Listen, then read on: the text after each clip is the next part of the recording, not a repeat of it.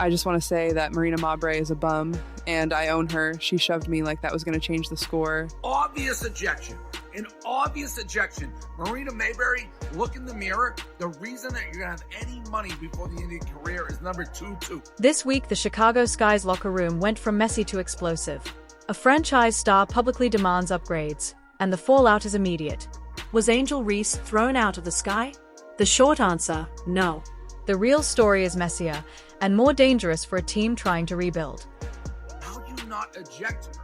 How do you not eject her? And that leads to the end. Over the next 20 minutes, we'll 1. Show the exact interview that set this off. 2. Walk through the league and team discipline. 3. Explain how Chicago's front office choices escalated this crisis. And 4. Compare what professional leadership looks like in Indiana with Caitlin Clark. Stay tuned. There's a moment that proves everything changed in a single sentence. She's the reason the WNBA just won the lottery. Without Caitlin Clark, nobody cares about any of these players or the league. On September 3rd, 2025, Angel Reese sat for a league-mandated media interview that quickly became a flash punt. In it, she questioned the current roster and said, in no uncertain terms, "I'm not settling for the same as we did this year. We have to get good players. We have to get great players. That's a non-negotiable for me." WNBA, largest viewership in WNBA history. Wow. Inside the Sky, the interview landed like a brick. Multiple teammates told reporters they felt blindsided and disrespected. Management organized an emergency meeting. The team then announced internal punishment. Reese would sit out the first half of an upcoming game. The club called her words statements detrimental to the team. 2 blows in as many days. The WNBA's own rules hit next. After Reese was assessed her 8th technical foul of the season following a rebound collision, league rules mandated an automatic 1-game suspension. The WNBA formally announced the suspension on September 4th, 2025. He's up with the steal. Sheldon going coast to coast.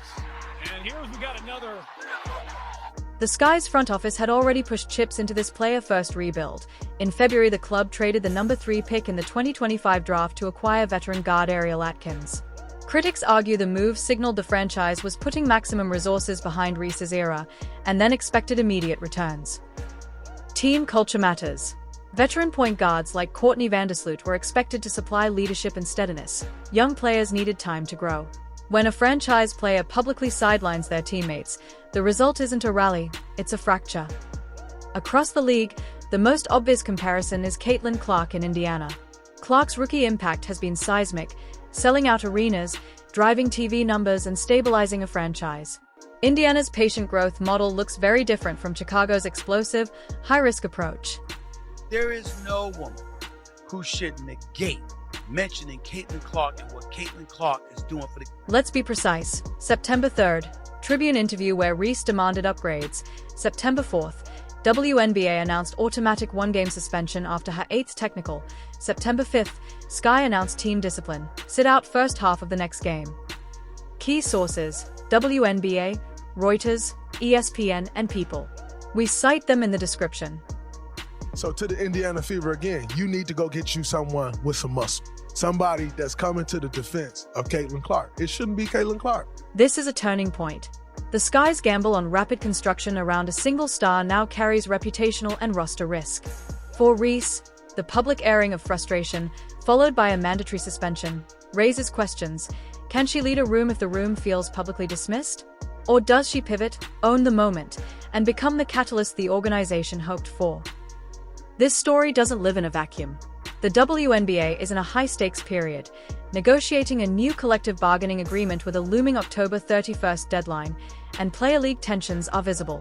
When stars clash with teams publicly, it adds fuel to a wider conversation about player power, pay, and governance.